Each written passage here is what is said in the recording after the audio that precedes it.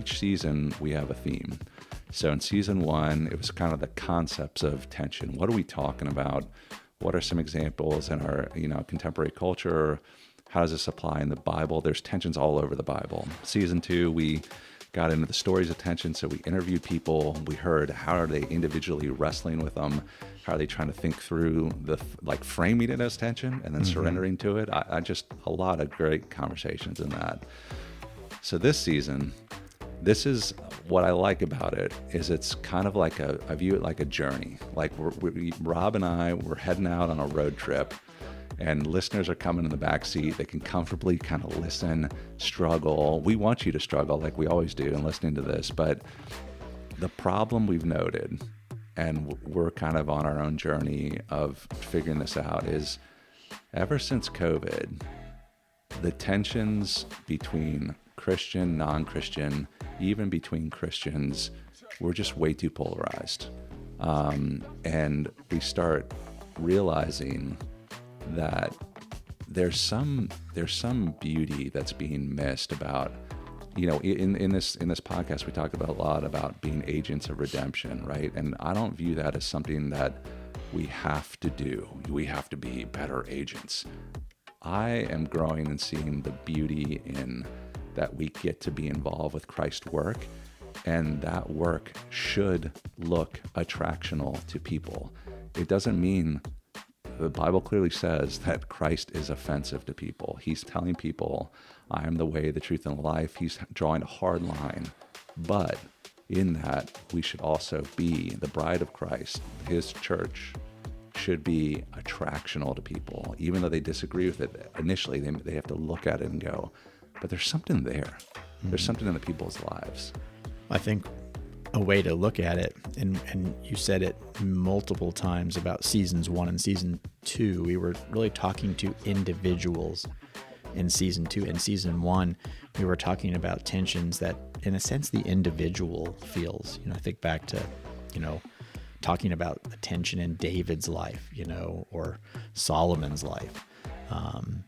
These were individuals, right? This season, we're really talking about the collective tension that we feel as believers, and as Christ's bride, we have the opportunity to be a bridge. The church has this high call to be a bridge. I see it as a bridge between the finite world and the infinite reality of heaven. I see the church as having the potential of being a loudspeaker, able to proclaim the beauty of Christ.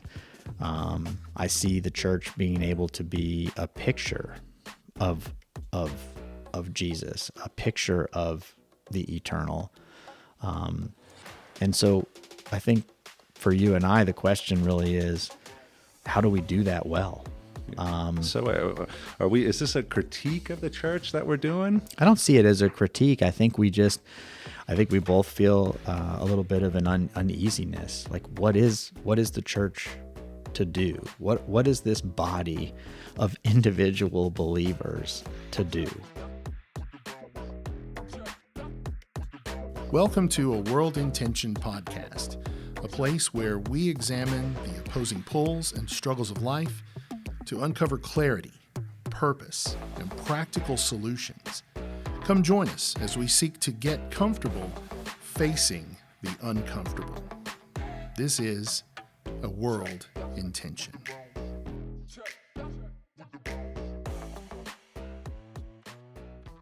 The last thing we want to do here, in my estimation, is point the finger at the church. If the church did this, and I think our consumer Christianity kind of they don't have the right music. They don't have the right preaching style. They don't get out in the community enough. We're always looking for something that's not good enough. And I think what the journey, I want to clarify this because I think it's important. We're on a journey to ask more of the question of what is our responsibility as individuals, but also as a collective congregation, right? Like how can we be people who are agents of redemption? And that's the term we've been using. Like we are just tools for God is doing the redemptive work. We are tools, but it's not just about more service. It's about, there's something beautiful about the peace, the grace that is offered to us as individuals, like you're saying, and how do we show that to the world? You look at the reports on the mental health numbers and suicide rates and things like Anxiety, that. yeah. Anxiety, like it's off the charts. There's connections to phone usage, other stuff. But for us as individuals, it does come down to Christ is the way. Like Right. that is the way. But it's in some ways, and this is the journey we're on, it's not that easy once you start to put a bunch of like, we're still sinners. You Right. start putting a bunch of us together. Messed up people together Yeah. who are trying to figure out how do you do your best to be attractional to the world. And really, I mean, I think the only way to do that is through a collective group that is surrendered to Christ. Now, there's still tactics and like things you do, right? I don't think we're necessarily trying to lay out like a plan. No. But it's kind of a journey of discovery, don't you think? It is. And for me, one of the things that I'm struggling with or wrestling with is this idea that, there's just so much division. If you look at Peter starting the church, and if you look at the New Testament, and you'll see conversations that Paul has with Peter, chastising, him about certain ways that he was talking to Jews versus Gentiles, and all of this was done to keep the church unified. And yet, over 2,000 years, the church has divided umpteen ways. And I'm not so naive to think that our conversation in this season is going to undo that. But boy, I'd love to have some conversations that help us to start moving in a more unified way towards Christ. Yeah. And towards the unbeliever. Yeah. I mean, yeah, I think about the anxiety that people carry, especially believers. There's so much of a push towards, a distrust in our government, conspiracy theories to like grab onto and be like, we need to separate, right? And I think we're overcomplicating things a little bit. Like, how do we just draw back into the simplicity of Christ, his message, how do you hold on to truth? Mm-hmm. And you got to do that. And how do you hold on to love? Mm-hmm.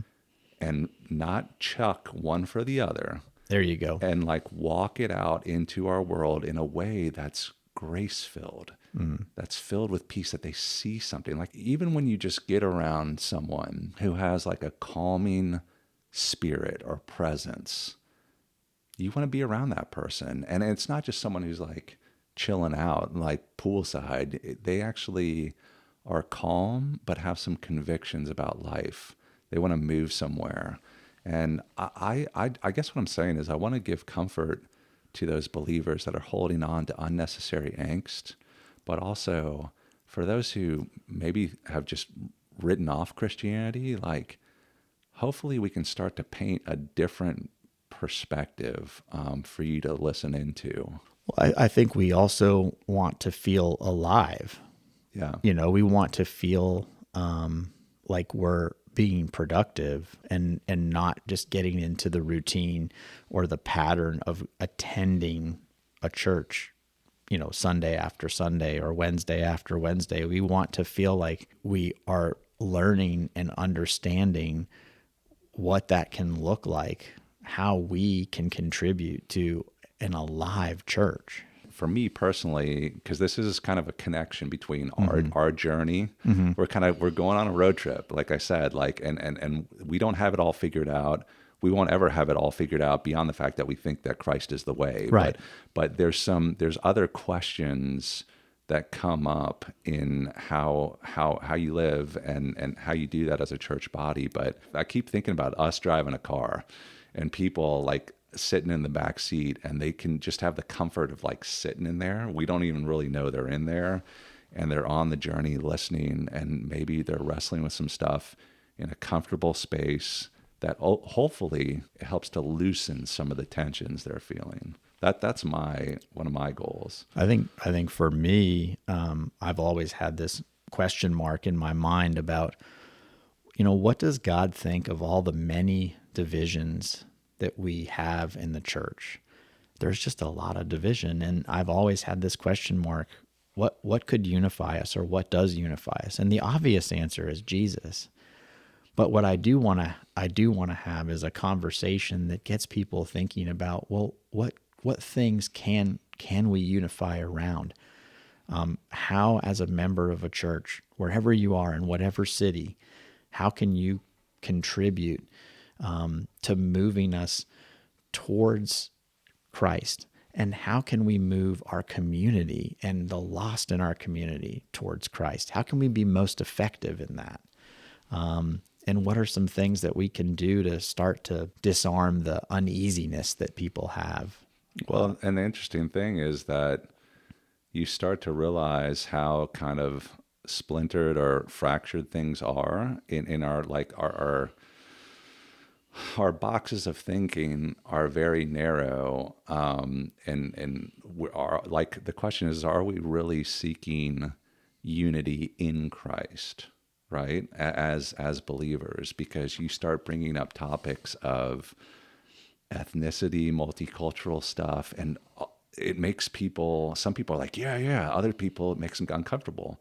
Why? Mm-hmm. Why would that create any overly rah-rah or like overly like guarded up? It shouldn't. Right? I mean, well, yeah, we all have those things that make us uneasy. I mean, I can even feel in my own heart kind of those areas that kind of hit a button for us that make us feel tense. And yet, like, how do we surrender and understand that, we are in fact all unified in Christ? I mean, it's a bit of a luxury, I think, that we can pick such narrow categories to participate in worship with. There's a way to hold on to primary foundational truths of Christ and have some grace to kind of live amongst the differences that we have.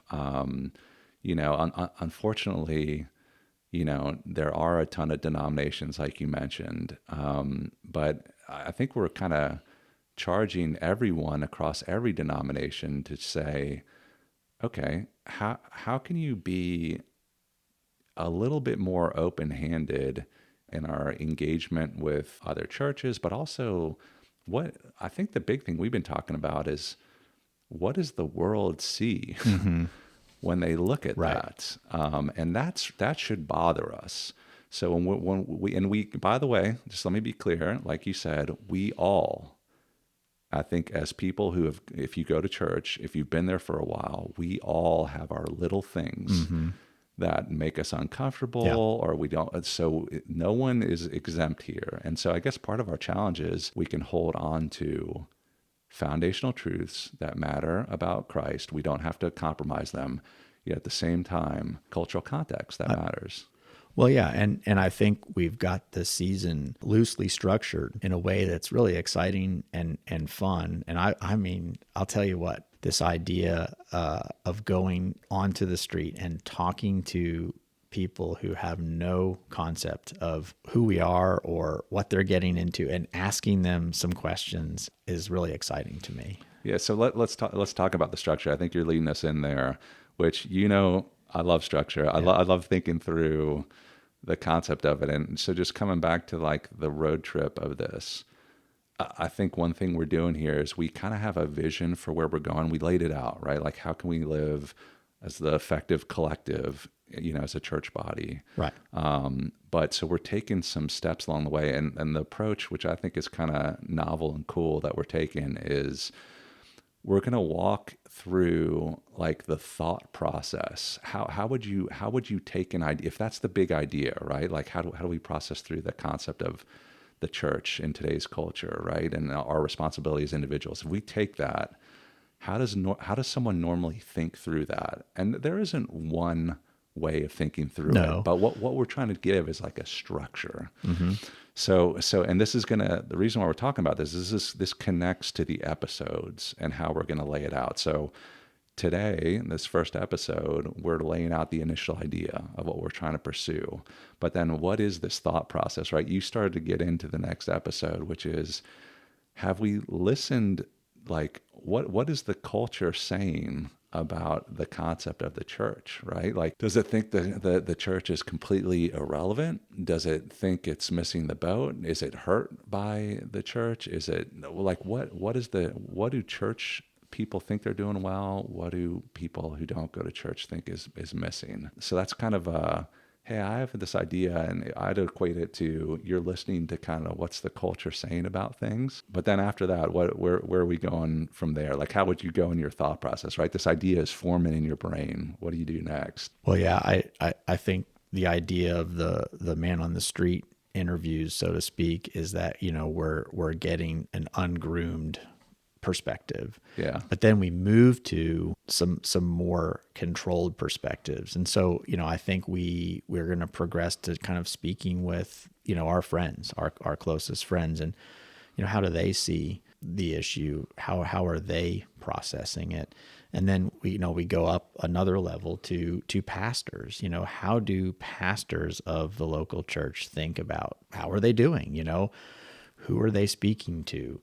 Are they finding success in reaching the lost? What are the biggest challenges post-COVID in leading a body of believers? I'm sure pastors have a very unique perspective on, how they feel like they need to lead their congregations. Next, we get into books and experts, people who have written about the church and different ideas about how to do ministry. Yeah, and just, I mean, it's kind of how ideas form, right? Like they're really loose, like you said, and then you kind of start chatting with people, and you get more. We're basically getting more focused as we're going along the way. Like some voices will be kind of focused on the political angle of Christianity. Some voices will be focused on how do you do like a church model. I think I'm even open to just listening to or reading some books from a thoughtful agnostic or atheist on what their perspective is. So I guess what I'm saying is that we're just going to kind of see what voices are out there. But just to kind of give you one, which we haven't even talked about, but was pretty interesting. I listened to a Martin Luther King sermon from the 1950s. And what he did is he basically said a letter to the church, okay? And he wrote it from the perspective of Paul advancing like basically 2,000 years into the future and what he would say to America.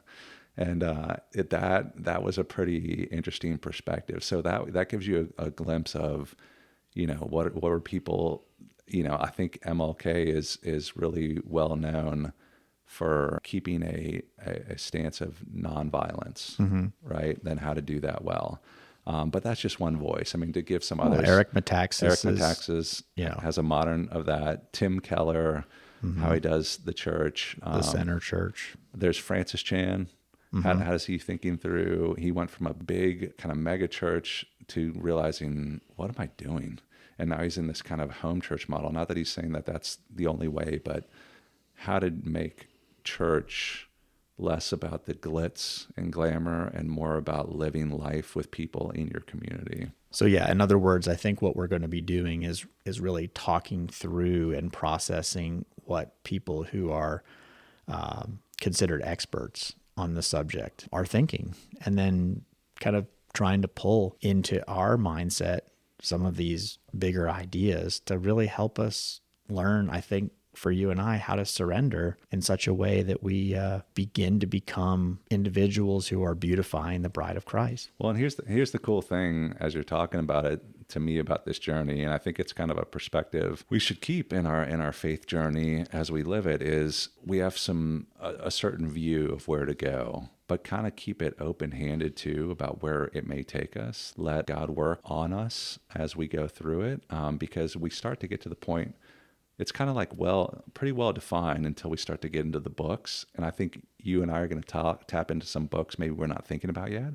And then even bigger mystery, Rob, is what's the end of this look like? You know, how does it get wrapped up? Part of the beauty of the tension and surrender is that, you know, we talk about being comfortable with being uncomfortable. Mm-hmm. Like, it's okay to not know exactly where it's going to lead, right? And let God work on you. So I hope as the listener is hearing this, maybe there's some other book that you're challenged to read, right? That is pressing in on some issue for you that you need to wrestle with. And hopefully you bring that into not only your life, but the local body to talk to people about, hey, maybe we should focus on like how we are more beautiful in this world, right? For the sake of Christ, not for the sake of protecting how you view a certain issue. Yeah, so it's not a critique of the church.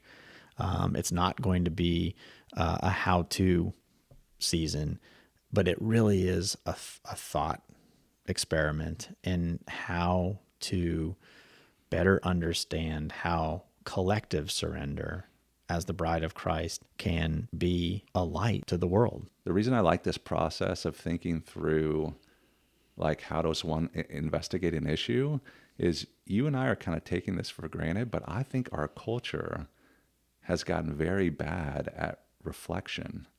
And part of reflection is like there's stages. It doesn't just, you know, magically happen. Oh, here's an idea. This is my opinion on it. Done. You need to mull on it with these chaotic thoughts in your head.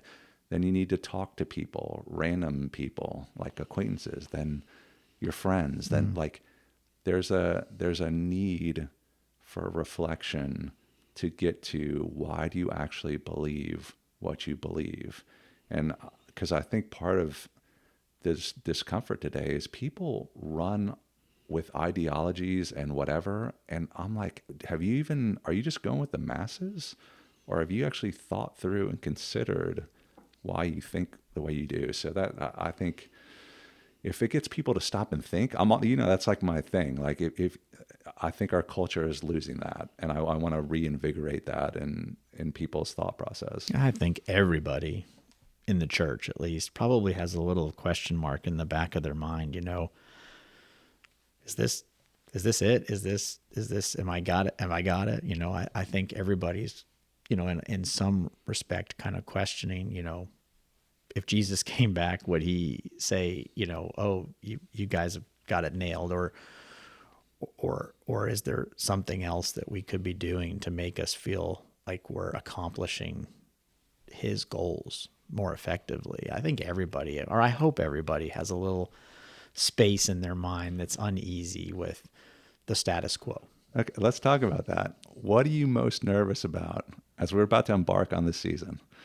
What do you think you're most nervous about? I think for me, you know, the automatic thing that starts to get my heart racing a little bit is, you know, there's lots of sections of the New Testament that talk about, you know, the Holy Spirit and how he manifested in the early church. And I get nervous. You know, I am not a part of the charismatic or Pentecostal movement, and I never really have been. And it makes me very uneasy. And yet I think there's probably conversations that I have to have there, and a willingness to be able to let go of some of that angst and be able to find ways to worship with, exist in fellowship with individuals who think differently than I do. I'm a little bit nervous about having a disconnect between who I want to be and who I am. Mm-hmm. Like I say I want to interact with a bunch of people that think differently with me and welcome them in my, you know, in the doors of the church. But do I really want to do that? Do I really want to hang out with them? Or do I want to be around people that I feel more comfortable with, where it's less work? I'm afraid that most of us don't like that. But feeling it personally and having it put in your face that you really are kind of selfish, you do like, there is the kind of the comfort that we all seek and carve out in different ways. That makes me nervous. And that's what we've been I think that's what we've often been told is the benefit of the divisions in the church, is that you then move all of those distractions out of the way and you worship with people who are like-minded. And yet it's not working for us because it continues to divide and divide and divide. And you know what? Does Christ ever, it's a tension, which I'm kind of thinking through. Christ calls us to discomfort all the time, yet also provides the most ultimate, rock solid comfort that you can find in this whole world. You are solid, you are secure in Christ, yet at the same time, if you think about how he interacts in his ministry, it's a constant pushing people out of their comfort zone. It's never like, go over in that corner and feel comfortable about yourself and your doctrine or your view on this or that, and don't talk to anyone, right? I mean, that never happens. Well, I mean, he talks about his burden being light, and yet he tells us to hate our parents and our children, which doesn't feel light, right? Right. And so there's a tension there, yes. But again, I think what he was trying to say there is that we truly need to be resting in him and not in, not in our family and not in the external. And that we will find that his burden is light and easy. But yeah, I think you're right. I think we are called to discomfort. And I think for both of us, what we're saying is we'll have to reckon with this idea that we need to be uncomfortable. Well, I'm excited about this, Rob. I think it's going to be an awesome, I think each season seems better than the last. And I think that should be our goal, right? But I'm excited about it. And so next up to bat is the street interviews. So that's going to be exciting, and that'll be good to reflect on that. But it will. Any closing comments before we kind of get it rolling? No, I think we've summed it up well. Okay, awesome. I hope this will challenge you as the listener. And if you have ideas of books to read, you think that matter as important cultural voices, we have an email address. Write us, let us know, and we'll catch you next time on A World in Tension.